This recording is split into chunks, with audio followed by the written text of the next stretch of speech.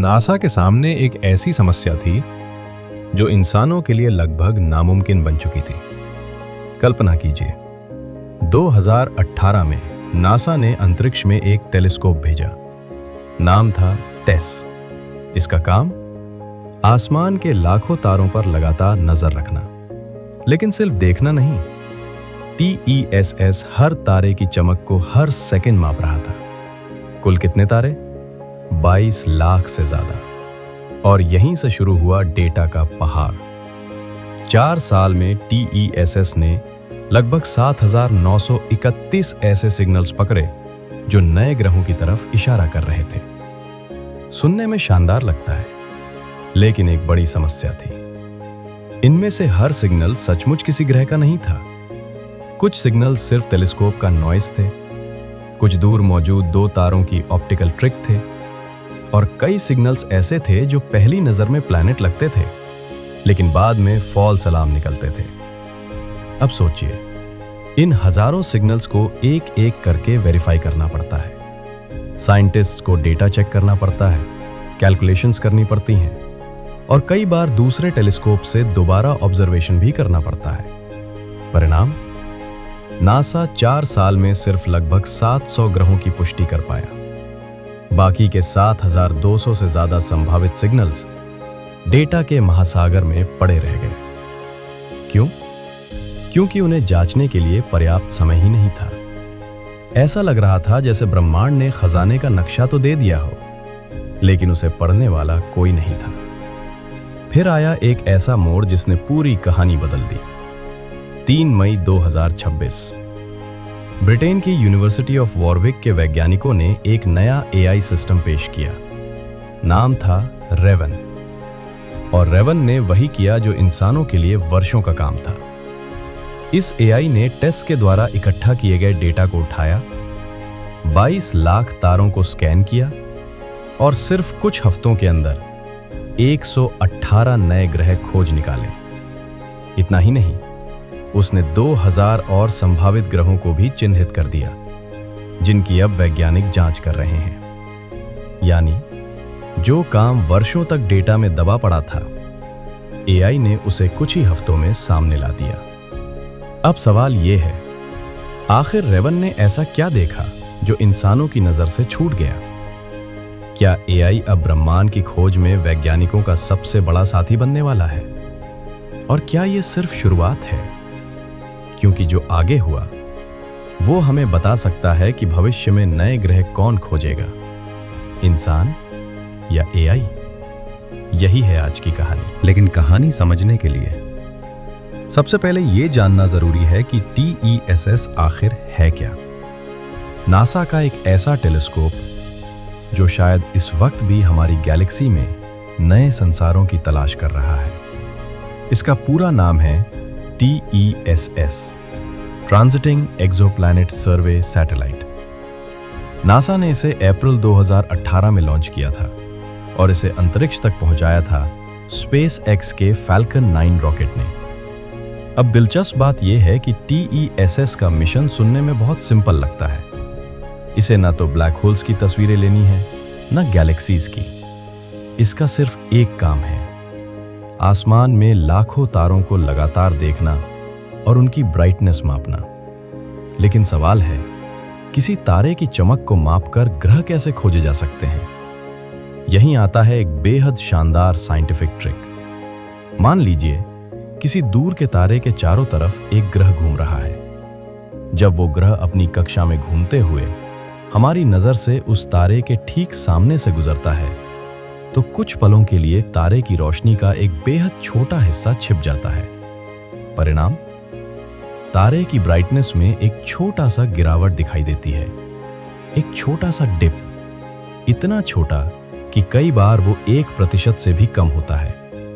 लेकिन टेस को इसी काम के लिए बनाया गया है। उसकी संवेदनशीलता इतनी ज्यादा है कि वो लाखों किलोमीटर दूर बैठे हुए भी इस सूक्ष्म बदलाव को पकड़ सकता है। साइंटिस्ट्स इस तकनीक को कहते हैं ट्रांजिट मेथड। यानी अगर किसी तारे की रोशनी नियमित अंतराल पर थोड़ी थोड़ी कम हो रही है, तो संभव है कि उसके सामने से कोई ग्रह गुजर रहा हो। और यही मेथड आज तक हजारों एक्सोप्लैनेट्स खोजने का सबसे सफल तरीका साबित हुआ है। 2018 से 2022 के बीच TESS ने लगभग पूरे आसमान का सर्वे किया। उसने 55 अलग-अलग स्काई सेक्टर्स को स्कैन किया और 22 लाख से ज्यादा तारों का डेटा इकट्ठा किया। कल्पना कीजिए, हर तारे की ब्राइटनेस बार-बार दिन रात सालों तक रिकॉर्ड की जा रही थी। और जब वैज्ञानिकों ने इस डेटा को देखा तो परिणाम चौंकाने वाले थे। उन्हें मिले 7,931 संभावित ग्रहों के संकेत। लग रहा था कि नासा ने शायद हजारों नई दुनियाएं खोज ली हैं, लेकिन यहीं पर एक बड़ी समस्या सामने आई। इन 7,931 सिग्नल्स में से कंफर्म्ड प्लैनेट्स सिर्फ लगभग 700 ही निकले। बाकी कहाँ गए? क्या वे सारे सिग्नल्स गलत थे? जरूरी नहीं। असल समस्या ये थी कि हर डिप किसी ग्रह की वजह से नहीं होता। कई बार दो तारे एक दूसरे के चारों ओर घूम रहे होते हैं और उनकी रोशनी में होने वाला बदलाव ग्रह जैसा दिखाई देता है। कई बार टेलीस्कोप के इंस्ट्रूमेंट्स में आने वाला नॉइज प्लैनेट जैसा सिग्नल बना देता है। और कभी-कभी कॉस्मिक इवेंट्स भी वैज्ञानिकों को भ्रमित कर देते हैं। यानी TESS ने सुराग तो हजारों दिए थे, लेकिन उनमें से असली ग्रह कौन सा है और नकली सिग्नल कौन सा, ये पता लगाना बेहद कठिन था। और यही वो जगह है जहां कहानी में प्रवेश करने वाला था एक नया खिलाड़ी, एक आर्टिफिशियल इंटेलिजेंस जिसका नाम था रेवन। लेकिन असली चुनौती ग्रह ढूंढना नहीं थी। असली चुनौती थी नकली सिग्नल्स को पहचानना, क्योंकि अंतरिक्ष में कई ऐसी चीजें हैं जो बिल्कुल ग्रह जैसी दिखती हैं, लेकिन ग्रह होती नहीं। एस्ट्रोनॉमर्स इन्हें कहते हैं इम्पोस्टर्स, यानी ऐसे सिग्नल्स जो प्लैनेट होने का नाटक करते हैं। सबसे बड़ा कल्प्रिट, एक इक्लिप्सिंग बाइनरी स्टार्स। कल्पना कीजिए, एक नहीं बल्कि दो तारे एक दूसरे के चारों ओर घूम रहे हैं। जब एक तारा दूसरे के सामने आता है तो उसकी रोशनी का हिस्सा छिप जाता है। दूर से देखने पर ब्राइटनेस में वही डिप दिखाई देता है जो किसी ग्रह के ट्रांजिट से दिखाई देता। टेस्ट के लिए यह सिग्नल बिल्कुल प्लैनेट जैसा लग सकता है, लेकिन वास्तव में वहां कोई ग्रह होता ही नहीं। 2. Stellar variability. अब समस्या और भी पेचीदा हो जाती है। कुछ तारे खुद ही स्थिर नहीं होते, उनकी ब्राइटनेस समय समय पर बदलती रहती है। कभी उनकी सतह पर विशाल स्टार स्पॉट्स बन जाते हैं, तो कभी वे फैलते और सिकुड़ते रहते हैं। इन प्राकृतिक बदलावों से भी लाइट कर्व में डिप्स बन सकते हैं, और कई बार ये डिप्स इतने कन्विंसिंग होते हैं कि वे किसी एक्सोप्लैनेट जैसे लगते हैं। 3. Instrumental noise. और कभी कभी गलती अंतरिक्ष में नहीं, खुद टेलीस्कोप में होती है। टेस एक बेहद जटिल मशीन है, उसके सेंसर्स अरबों मेजरमेंट्स रिकॉर्ड करते हैं। लेकिन किसी इलेक्ट्रॉनिक ग्लिच, कॉस्मिक रे हिट या डेटा ट्रांसमिशन एरर की वजह से कभी कभी एक ऐसा डिप रिकॉर्ड हो जाता है जो वास्तव में मौजूद ही नहीं था, यानी एक fake planet signal. 4. Background contamination. और फिर आता है सबसे चालाक इम्पोस्टर। मान लीजिए टेस किसी तारे को देख रहा है, लेकिन उसके पीछे बहुत दूर एक और फेंट स्टार मौजूद है। उस दूसरे तारे की ब्राइटनेस में बदलाव मुख्य सिग्नल में मिल जाता है। नतीजा, साइंटिस्ट्स को लगता है कि सामने वाले तारे के पास कोई ग्रह है, जबकि असली कारण कहीं और छिपा होता है। अब सोचिए, इन सभी इम्पोस्टर्स में से असली ग्रह को पहचानना कितना मुश्किल होगा।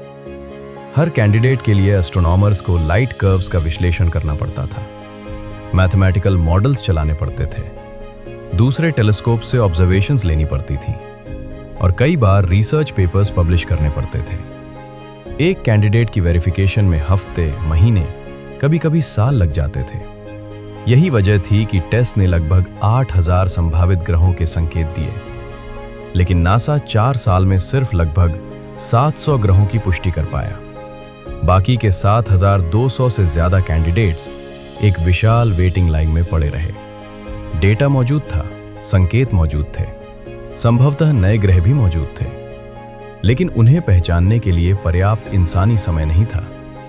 और यही बन गया नासा का सबसे बड़ा बॉटलनेक, एक ऐसी रुकावट जो ब्रह्मांड में छिपी हजारों दुनियाओं को हमसे दूर रख रही थी। लेकिन 2026 में एक नया खिलाड़ी मैदान में उतरा। उसे थकान नहीं होती थी, उसे छुट्टी नहीं चाहिए थी, और वो लाखों तारों का डेटा कुछ ही दिनों में पढ़ सकता था। उसका नाम था रेवन। और अब कहानी एक ऐसे मोड़ पर पहुंचने वाली थी जहां आर्टिफिशियल इंटेलिजेंस पहली बार खगोल विज्ञान की सबसे बड़ी समस्याओं में से एक को चुनौती देने जा रही थी। तो आखिर रेवन ने ऐसा क्या किया जो हजारों एस्ट्रोनॉमर्स की वर्षों की मेहनत को कुछ हफ्तों में समेट सका? सबसे पहले इसका नाम समझिए, RAVEN, ranking and validation of exoplanets. इसे विकसित किया है ब्रिटेन की यूनिवर्सिटी ऑफ वॉरिक की टीम ने। इस प्रोजेक्ट का नेतृत्व किया डॉक्टर मरीना लाफार्गा मैग्रो और उनकी टीम ने। लेकिन रेवन कोई साधारण एआई नहीं था, यह सिर्फ प्लैनेट फाइंडर नहीं था। इसे शुरू से ही इस तरह डिजाइन किया गया था कि यह प्लैनेट और इम्पोस्टर के बीच का अंतर पहचान सके। Step 1, training. एआई को ब्रह्मांड की भाषा सिखाना किसी भी एआई की ताकत उसके ट्रेनिंग डेटा में होती है। लेकिन यहां एक समस्या थी। साइंटिस्ट्स के पास कंफर्म्ड प्लैनेट्स की संख्या सीमित थी, तो उन्होंने एक अनोखा रास्ता चुना। उन्होंने कंप्यूटर में लाखों आर्टिफिशियल सिनारियोज बनाए। कुछ सिनारियोज में असली प्लैनेट्स थे, कुछ में इक्लिप्सिंग बाइनरी स्टार्स, कुछ में स्टेलर वेरिएबिलिटी, कुछ में टेलीस्कोप नॉइस और कुछ में बैकग्राउंड कंटामिनेशन। यानी एआई को एक विशाल स्पेस क्लासरूम में बैठा दिया गया और उससे कहा गया, ये असली ग्रह है, ये नकली सिग्नल है, ये बाइनरी स्टार है, ये सेंसर ग्लिच है। फिर ये प्रक्रिया लाखों बार दोहराई गई। धीरे धीरे रेवन ने पैटर्न सीखना शुरू किया। उसे समझ आने लगा कि एक वास्तविक ग्रह का ट्रांजिट कैसा दिखता है, एक बाइनरी स्टार की लाइट कर्व कैसी होती है, नॉइज किस तरह का फिंगरप्रिंट छोड़ता है, और कौन से सिग्नल्स पहली नजर में ग्रह लगते हैं लेकिन वास्तव में नहीं होते। कुछ समय बाद एआई सिर्फ सिग्नल्स नहीं देख रहा था, वो उनके पीछे छिपे पैटर्न्स को पहचान रहा था। Step 2, detection. अब असली परीक्षा। ट्रेनिंग पूरी होने के बाद रेवन को दिया गया वास्तविक टेस्ट डेटा, वही डेटा जो 22 लाख तारों से इकट्ठा किया गया था, वही डेटा जिसमें वर्षों से हजारों कैंडिडेट्स दबे पड़े थे। अब एआई ने काम शुरू किया। एक एक तारे की लाइट कर्व, एक एक डिप, एक एक अनोमली, सबका विश्लेषण किया गया। लेकिन रेवन सिर्फ हाँ या ना नहीं कहता था। हर कैंडिडेट को एक स्कोर मिलता था, एक प्रोबेबिलिटी। उदाहरण के लिए, इस सिग्नल के ग्रह होने की संभावना 97% है, इसकी सिर्फ 12% है। यह लगभग निश्चित रूप से बाइनरी स्टार है।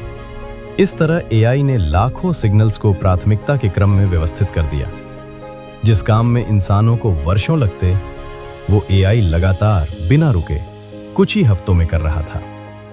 Step 3, validation. सबसे महत्वपूर्ण हिस्सा, लेकिन असली क्रांति यहां हुई। ज्यादातर एआई सिस्टम सिर्फ डिटेक्शन करते हैं। वे कहते हैं, मुझे लगता है कि यह प्लैनेट है, लेकिन विज्ञान में लगता है पर्याप्त नहीं होता। साइंटिस्ट्स को प्रमाण चाहिए, विश्वास नहीं, कॉन्फिडेंस चाहिए। इसलिए रेवन को वैलिडेशन करने के लिए भी डिजाइन किया गया। यानी एआई सिर्फ कैंडिडेट नहीं ढूंढता था, वो उसके पक्ष में स्टैटिस्टिकल एविडेंस भी देता था। जैसे 95% कॉन्फिडेंस से ये ग्रह है, इसने ट्रांजिट शेप टेस्ट पास किया है, ये बाइनरी स्टार मॉडल से मेल नहीं खाता, नॉइज सिग्नेचर भी नहीं दिखा रहा। मल्टीपल स्टैटिस्टिकल चेक्स इसे सपोर्ट कर रहे हैं। अब एस्ट्रोनॉमर्स को शून्य से शुरू नहीं करना पड़ता था। एआई पहले ही अधिकांश जांच कर चुका होता था और यहीं से खेल बदल गया। पहले डिटेक्शन अलग, वैलिडेशन अलग, ह्यूमन रिव्यू अलग, महीनों का काम अलग अलग चरणों में बटा हुआ था। लेकिन रेवन ने इन सबको एक ही इंटीग्रेटेड पाइपलाइन में जोड़ दिया। परिणाम, जिस डेटा को समझने में इंसानों को वर्षों लग रहे थे, उसी डेटा से एआई ने कुछ ही हफ्तों में 118 नए ग्रह खोज निकाले, 2000 और संभावित कैंडिडेट्स चिन्हित कर दिए। और अचानक ऐसा लगा मानो ब्रह्मांड के दरवाजे पहले से कहीं तेजी से खुलने लगे हों। लेकिन सबसे बड़ा सवाल अभी बाकी है। इन 118 नए ग्रहों में ऐसा क्या मिला जिसने वैज्ञानिकों को सबसे ज्यादा उत्साहित कर दिया? और फिर आया वो पल जब रेवन के नतीजे दुनिया के सामने रखे गए। मई 2026। इन परिणामों को खगोल विज्ञान की प्रतिष्ठित जर्नल रॉयल एस्ट्रोनॉमिकल सोसाइटी की पत्रिका monthly notices of the royal astronomical society में प्रकाशित किया गया। और जो आंकड़े सामने आए उन्होंने वैज्ञानिकों का ध्यान खींच लिया। 118 नए वैलिडेटेड प्लैनेट्स, और इनमें से 31 ऐसे ग्रह थे जिन्हें पहले कभी किसी कैटलॉग में दर्ज नहीं किया गया था। यानी ये पूरी तरह नई दुनियाएं थीं। इसके अलावा 2000 से अधिक हाई कॉन्फिडेंस कैंडिडेट्स फ्लैग किए गए, और इनमें से लगभग 1000 कैंडिडेट्स बिल्कुल नए थे। ऐसे सिग्नल्स जिन्हें पहले किसी ने गंभीरता से नोटिस भी नहीं किया था। लेकिन शायद सबसे रोमांचक बात यह थी कि रेवन ने कुछ सिंगल ट्रांजिट कैंडिडेट्स भी खोजे। ये सुनने में छोटा लगता है, लेकिन इसका महत्व बहुत बड़ा है, क्योंकि सामान्यतः किसी ग्रह की पुष्टि के लिए उसे कई बार अपने तारे के सामने से गुजरते हुए देखना पड़ता है। लेकिन अगर कोई ग्रह अपने तारे के चारों ओर बहुत लंबी कक्षा में घूम रहा हो, तो उसका एक ऑर्बिट पूरा होने में सालों लग सकते हैं। ऐसे ग्रह अक्सर हमारी नजर से बच जाते हैं। रेवन ने संकेत दिया कि शायद ऐसे कई लॉन्ग पीरियड प्लैनेट्स हमारे डेटा में पहले से मौजूद हैं, बस हमने उन्हें पहचाना नहीं था। 24 घंटे से छोटा साल। अब जरा इन खोजों की अजीब दुनिया में चलते हैं। कुछ ग्रह ऐसे मिले जो अपने तारे के इतने करीब हैं कि वे 24 घंटे से भी कम समय में एक ऑर्बिट पूरा कर लेते हैं। हाँ, उनका पूरा साल पृथ्वी के एक दिन से भी छोटा है। सुबह हुई और ग्रह का एक साल पूरा। ऐसे ग्रहों को कहते हैं अल्ट्रा शॉर्ट पीरियड प्लैनेट्स। ये अपने तारे के इतने पास होते हैं कि उनकी सतह का तापमान हजारों डिग्री तक पहुंच सकता है। कई मामलों में तो पत्थर भी पिघलने लगे। कल्पना कीजिए, एक ऐसी दुनिया जहां दिन नहीं बदलते, पूरा साल ही एक दिन के बराबर है। ब्रह्मांड का रहस्यमयी रेगिस्तान। लेकिन एक दूसरी खोज और भी दिलचस्प थी। एस्ट्रोनॉमर्स वर्षों से एक रहस्य जानते थे। किसी विशेष ऑर्बिटल जोन में नेपट्यून के आकार के ग्रह बहुत कम मिलते हैं। इतने कम कि वैज्ञानिकों ने उस क्षेत्र का नाम रख दिया नेपट्यूनियन डेजर्ट, यानी ब्रह्मांड का एक ग्रह रेगिस्तान। लेकिन अब तक किसी को ठीक ठीक नहीं पता था कि यह डेजर्ट वास्तव में कितना खाली है। रेवन ने पहली बार इसका सटीक अनुमान दिया। परिणाम सिर्फ 0.08% सन जैसे तारों के आसपास ऐसे ग्रह पाए जाते हैं। यानी अगर आप 10,000 सन लाइक स्टार्स देखें तो शायद उनमें से केवल 8 के पास ऐसा ग्रह मिलेगा। यह सिर्फ दुर्लभ नहीं है, यह लगभग ब्रह्मांडीय विलुप्तता जैसा है। और इससे यह भी संकेत मिलता है कि ग्रहों का निर्माण और उनका विकास हमारी कल्पना से कहीं अधिक जटिल है। ग्रह वास्तव में कितने आम हैं, लेकिन शायद सबसे महत्वपूर्ण परिणाम यह था। रेवन के विश्लेषण से पता चला कि लगभग 9 से 10% सन जैसे तारों के पास कम से कम एक ऐसा ग्रह है जो अपने तारे का चक्कर 16 दिनों से कम समय में पूरा करता है। इसे सुनकर वैज्ञानिक चौंके नहीं, क्योंकि नासा के प्रसिद्ध केपलर मिशन ने भी लगभग यही संकेत दिया था। लेकिन फर्क था एक्यूरेसी में। रेवन के मेजरमेंट्स में अनसर्टेनिटी लगभग 10 गुना कम थी। यानी पहली बार हम सिर्फ अनुमान नहीं लगा रहे थे, हम कहीं अधिक सटीकता से कह पा रहे थे यूनिवर्स में प्लैनेट्स कितने कॉमन हैं। और यही इस कहानी का सबसे बड़ा महत्व है। रेवन ने सिर्फ 118 नए ग्रह नहीं खोजे, उसने हमें एक नया टूल दिया है जिससे हम पूरे ब्रह्मांड की प्लैनेटरी पॉपुलेशन को पहले से कहीं बेहतर समझ सकते हैं। क्योंकि असली सवाल सिर्फ ये नहीं है कि कितने ग्रह मौजूद हैं, असली सवाल है क्या इनमें कहीं हमारी तरह कोई दुनिया भी छिपी हुई है। और अगर है तो शायद उसे खोजने वाला अगला वैज्ञानिक नहीं बल्कि एक एआई हो सकता है। लेकिन इस कहानी का सबसे बड़ा सबक 118 नए ग्रह नहीं है। सबसे बड़ी बात यह है कि रेवन सिर्फ एक एआई टूल नहीं है, ये एस्ट्रोनॉमी के एक नए युग की शुरुआत का संकेत है। पिछले 30 सालों में हमारी सबसे बड़ी समस्या थी हमें पर्याप्त डेटा नहीं मिल रहा, लेकिन आज समस्या बिल्कुल उल्टी हो चुकी है।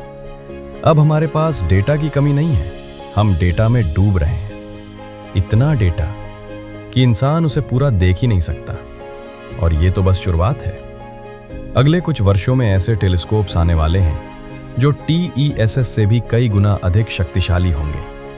वेरा सी रूबिन ऑब्जर्वेटरी, ये ऑब्जर्वेटरी हर रात लगभग 20 टेराबाइट्स डेटा उत्पन्न करेगी। जरा सोचिए, विकिपीडिया में मौजूद पूरी जानकारी के बराबर डेटा हर एक रात, और ये सिलसिला वर्षों तक चलेगा। प्लेटो, यूरोपीय अंतरिक्ष एजेंसी का यह मिशन टेस से भी अधिक संवेदनशील होगा।